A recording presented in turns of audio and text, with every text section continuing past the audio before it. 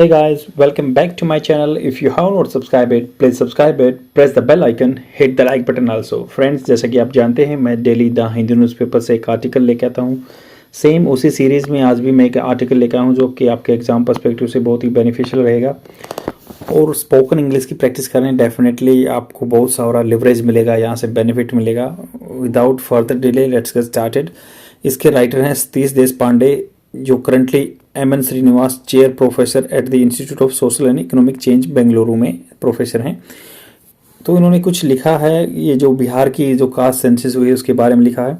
The ruling कोalition जो rule कर रहा है अभी, कोalition संगठन बना हुआ जो ग्रुप है in the state has opportunity to integrate करता होता है। इनोग्रेशन आपको पता है कि उद्घाटन करना, a new kind of politics by using the cast survey data, जो कि कास्ट सर्वे डाटा लेके आए। टू रिजुनेट होता है दोबारा से जान डाल देना, and deliver the social justice agenda. और एजेंडा क्या होता है, आपके लिस्ट ऑफ द वर्क होती है जो सोशल जस्टिस एजेंडा को सोल्व करेगा, रिजुनेट करेगा, जो कास्ट सेंसस लेके आए हैं। कोalition गवर्नमेंट भी ये काम कर सकती है। Bihar cast survey and the social justice agenda, इसके बारे में बात करेंगे। इसमें जो भी कंटेंट दिया उसको मैंने सिंप्लीफाई फॉर्म करके लिख दिया है। चलो चलते हैं कंटेंट पे और डिस्कस करते हैं क्या क्या इसमें चीज़ें दी हुई हैं। यहाँ पे बात कर रहे हैं the Bihar government of Bihar has conducted A caste census despite the legal nomenclature of the survey. Bihar government ने किया है caste census data, caste census लेके आए हैं डिस्पाइट के बावजूद the legal nomenclature of the survey. Legal nomenclature था बट फिर भी उसको बोलते हैं caste census. And made public the population numbers associated with the different caste group. इन्होंने पब्लिक कर दिया है, ये डोमेन में ले आए हैं, जो सभी आदमियों के सामने ले आए हैं। पॉपुलेशन नंबर, कितनी जनसंख्या है, associated with the different caste group, अलग अलग कास्ट ग्रुप से। Now Bihar has announce has verb की third form present perfect tense में आती है। सो फार, बिहार ने अनाउंस कर दिया सो फार, अब तक। सो फार का मतलब होता है अब तक। अब तक को कैसे यूज कर सकते हैं अपने कन्वर्सेशन में। So far I have made several videos, अब तक मैंने बहुत सारी वीडियो बना दी है। सो फार ऐसे ही तो अनाउंस किया। सो फार एक्सपेंशन ऑफ रिजर्वेशन टू 65%। तो उन्होंने कहा कि एक्सपेंशन करेंगे हम। एक्सपेंशन करना होता है एक्सपेंड करना, बढ़ाना, रिजर्वेशन को 65% तक लेके जाएंगे, जो कि अभी तक बहुत कम चल रहा है। Social justice in 20th century, social justice 20वीं सेंचुरी में क्या बात कर रहे हैं। First, there is a global economic situation. पहले नंबर पर कहते हैं कि there is a global economic situation, global level पे इकोनॉमिक सिचुएशन है। समाज में जो न्याय की बात करें, सोशल जस्टिस की, अब 20वीं शताब्दी में क्या था। First, there is a global economic situation, global level पे, पूरे विश्व लेवल पे इकोनॉमिक सिचुएशन है। Where neo liberal policy, neo liberal क्या होता है, देखो लिबरल होता है कि बिल्कुल खुला मार्केट आपका डिसाइड करेगी सभी चीज़ों को। डिमांड सप्लाई का केस होगा, आप उसकी पैसे की डिमांड करेंगे या आपका प्रोडक्ट की जो भी मार्केट वैल्यू बढ़ेगी। और नियो थोड़ा सा न्यू होता है, न्यू वर्ड है। नियो लिबरल मतलब एक तो होता है सोशलिस्ट, जो समाज जैसे सोशलिस्ट गवर्नमेंट होती है कि भाई जो ज़्यादा रिसोर्सेज पे गवर्नमेंट का इन्वॉल्वमेंट होगा, उसका हाथ होगा और वही आदमियों को सारी चीज़ें फैसिलिटेट कराएगी। बट न्यू लिबरल होता है कि मिनिमम गवर्नमेंट का इंटरवेंशन होगा, बहुत कम ही होगा, मार्केट इनेबलर का रूप करेगी, बस मार्केट को इनेबल करेगी कैपेसिटी बिल्डिंग में और ऑटोमेटिकली मार्केट रन करेगी। ये न्यू लिबरल पॉलिसी होती है। पॉलिटिकल साइंस अपने पढ़ी नहीं हो तो ये पता चल जाए आपको। तो न्यू लिबरल पॉलिसी फॉलो की जा रही है। हैव रीपोजिशन, दोबारा से पोजीशन पे ले आए हैं स्टेट्स एज मार्केट इनेबलर। उन्होंने स्टेट को, जो स्टेट क्या है यहाँ पे, कोई पर्टिकुलर स्टेट नहीं है यहाँ पे, ये स्टेट क्या होता है गवर्नमेंट एंटिटी के लिए यूज किया जाता है। आप यहाँ का पॉलिटिकल साइंस लक्ष्मीकांत वगैरह में भी देखो तो स्टेट की डेफिनेशन नहीं है। स्टेट्स एज मार्केट इनेबलर, जैसे बहुत सारे किसको गवर्नमेंट को भी बना दिया मार्केट इनेबलर, जो मार्केट को बस मदद करते हैं, इनेबल करते हैं। वाइल सीवियरली, भयानक रूप से कंस्ट्रेनिंग, रोक देते हैं their social welfare capability. Social welfare नहीं कर सकते ज़्यादा, जैसे पीडीएस पब्लिक डिस्ट्रीब्यूशन सिस्टम है, इनमें जो स्कीम है इनके थ्रू जितनी हेल्प नहीं कर सकते क्योंकि रेस्ट्रिक्शन रहता है। न्यू लिबरल पॉलिसी फॉलो करते हैं हम, मार्केट का इन्वॉल्वमेंट ज़्यादा रहता है। द हार्ड फैक्ट, जो कड़ा सत्य ये है कि इज दैट डिस्पाइट और बिकॉज ऑफ 4 डिकेड्स, जब 40 साल से 4 डिकेड मतलब 40 साल से पॉलिसी न्यू लिबरल की हो रही है of market friendly policy.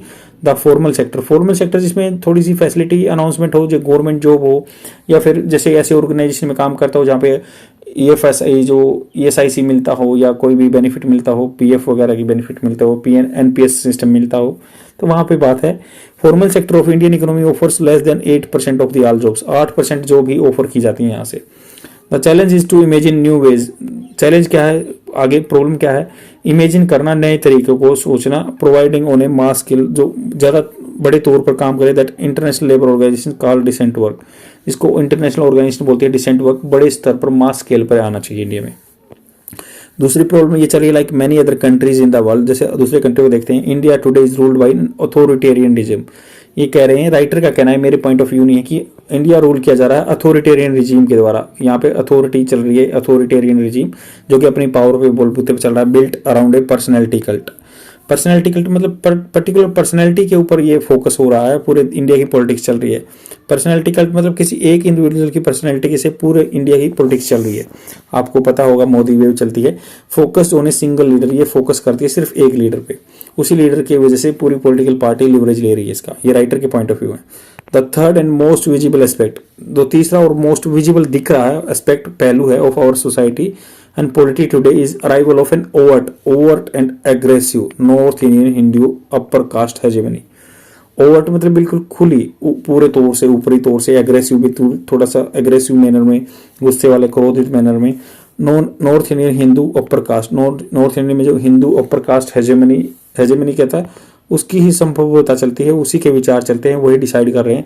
In the guys होता है भेस में, of ideology of called Hindutva, Hindutva के भेस में एक पर्टिकुलर कम्युनिटी जो अपर कास्ट हिंदू है उसकी ही पॉलिटिक्स चल रही है, उसी के भेस में सब कुछ हेजेमनी, उसकी संभवता चल रही है, उन्हीं के हिसाब से पॉलिसी डिजाइन हो रही है। Today we have a violently anti secular, violent होता है एक बिल्कुल भयानक, जो एग्रेसिव, एंटी सेकुलर, सेकुलर होता है जो मानव को देखते हैं, मतलब आपको पता होगा कि किसी धर्म को प्रेफरेंस नहीं देते। एंटी सेकुलर मतलब एंटी सेकुलर पॉलिसी चल रही है।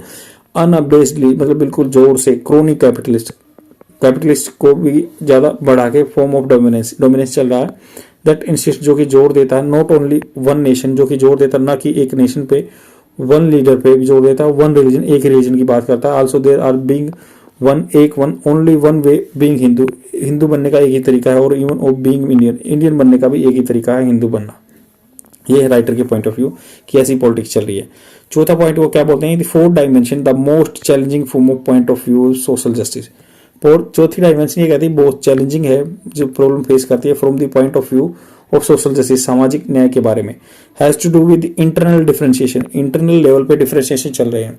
That now are undeniable aspect, जिसको मना नहीं किया जा सकता, of every major caste group, हर कास्ट ग्रुप में, कोई भी कास्ट हो उसमें क्या है, उनके इंटरनल डिफरेंशिएशन चल रहे हैं।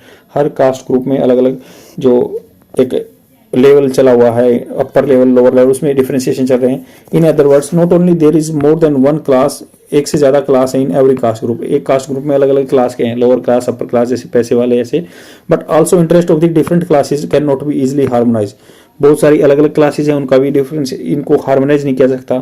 कैन नॉट इजिली हार्मोनाइज मतलब उनको सबको सम्मिलित करके in one dimensional caste politics, एक डायमेंशनल जो कास्ट पॉलिटिक्स चल रही है उसमें सबको सम्मिलित नहीं किया जा सकता, हर क्लास में ये भी इशू चल रहा है।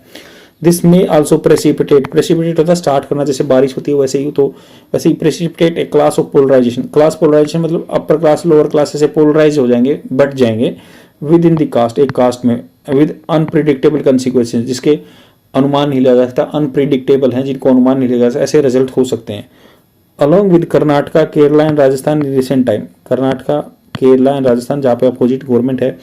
Bihar has also led the resistance, उन्होंने लीड किया है रेजिस्टेंस को, अपोजिशन को, अगेंस्ट द इरोजन, जो इरोजन जंग लग रहा है ना, जो इंडियन फेडरलिज्म को आपको पता है कि पॉलिटिक्स में क्या बोलते हैं कि स्टेट का अपना इंडिपेंडेंस है और सेंटर का अपना, और उनकी भी ऑटोनॉमी है। फेडरलिज्म जो चल रहा है, संघवाद, उस पर इरोजन हो रहा है। The very act of conducting a caste count, अभी जो एक्ट हुआ है कि कास्ट काउंट करने का, वाज एन असर्शन, ये दावा था, of the rights of the state, ये स्टेट जो डेफिनेशन बता रहे हैं कि जो अपने स्टेट होते हैं सभी जगह, जैसे कोई भी यूपी, बिहार वगैरह, तो ये rights of state to fashion ऐसे डिजाइन करना, टू लोकल रिलेवेंट पॉलिटिक्स, जो लोकल लेवल पे पॉलिटिक्स है उसको डिजाइन कर रहे हैं। ये उसका सबूत है कि कास्ट बेस्ड सेंसर इसलिए कहा गया है क्योंकि वो लास्ट हिंदुत्व पॉलिटिक्स जो पूरे इंडिया में चल रही है, या एक पर्सनैलिटी कल्ट पे बात चल रही है, या फिर मतलब एक क्लास ऐसे बोल रहे हैं कि one Indian, one nation, one personality और वन रिलीजन और one being the way only for Indian, वो चीज़ें पे ये कास्ट बेस्ड पॉलिटिक्स भी अभी आके ये भी अपना असर्शन कर रहे हैं कि हम फेडरलिज्म को बचा रहे हैं। द सर्वे इटसेल्फ रेजिस क्वेश्चन, जो ये सर्वे देता है अपने आप में क्वेश्चन उठाता है, दैट विल प्रोफाउंडली, बहुत अधिक मात्रा में affect our collective future as a nation. Survey खुद बता रहा है कि भाई ये ज़्यादा अपनी जो फ्यूचर पे इम्पैक्ट डालेगा। एज सेंसस इज अल्टीमेटली, जो जनगणना हुई है ultimately about aggregated number. Aggregated है मतलब सब चीज़ों को मिला के number. As such it privilege larger numbers, ये प्रिविलेज देता है, ये बेनिफिट देता है लार्जर नंबर्स को। In other words it carries the seed of majoritarianism. ये जो खुद का सेंसस ऐसे हुआ ये बीज बो देगा मेजोरिटेरियन का, जो मेजोरिटी आदमी ओवर पावर कर लेंगे माइनॉरिटी पे। आई होप आपको समझ में आया होगा। पूरा आर्टिकल थोड़ा सा मतलब ये पॉलिटिक्स पॉइंट ऑफ व्यू से है, but you have to pick particular word और sentence formation for your examination. This is all about today. Thank you very much. Share जरूर कर देना अपने फ्रेंड में और डेली देखते रहो। बाय।